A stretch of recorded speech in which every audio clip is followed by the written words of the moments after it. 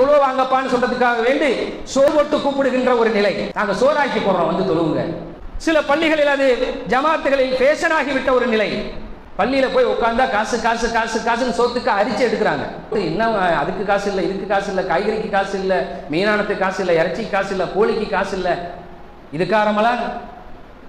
இதற்காக ரமலான்? ஆக்கி அரிச்சு தின்னு முட்டு கட்டுவதற்காக ரமலான் அருளப்பட்டது. விதவிதமாக சுவை சுவையாக ருசி ருசியாக சாப்பிடுவதற்காக ரமலான் நமக்கு அருளப்பட்டது. என்ற நோக்கத்திற்காக இந்த ரமலான் அல்லாஹு ஜல்ல ஷானுஹு தஆலா அருளினானோ அதையெல்லாம் அப்படியே புரட்டி போட்டு இன்றே கழிக்கக்கூடிய ஒரு நிலைக்கு இந்த ரமலானை இன்றைக்கு மாற்றி வைத்து விட்டார்கள். உணவுக்காக வேண்டி சில பள்ளிகளை தேடி செல்லுகின்ற ஒரு அவல நிலை. அல்லாஹ் பாதுகாக்க வேண்டும்.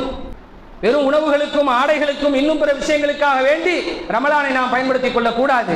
யாருக்கு பொருளாதாரம் இல்லை. சகர் உணவு என்பது இல்லாதவர்களுக்காக ஏற்பாடு செய்யப்பட்ட ஒன்று. ஆஸ்பத்திரியில் வந்து இருப்பாங்க, லட்சக்கணக்கில் பணம் இருக்கும், ஆனால் மருத்துவமனையில் போய் எங்கே போய் சாப்பிட்றது? இவர்களுக்கு உணவளிக்கிறார்கள். அல்ஹம்துலில்லாஹ், நல்ல பணி.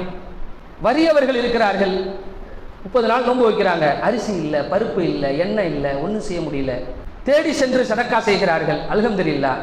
ஆனால் இருக்கின்றவர்கள் சோறாக்கி பள்ளியிலே கூட்டம் கூட்டமாக தின்று அதற்காகவே இபாதத்து செய்கின்ற ஒரு நிலை என்பது ஃபேஷன் ஆகிவிட்ட ஒரு நிலையிலே நாம் இருக்கிறோம்.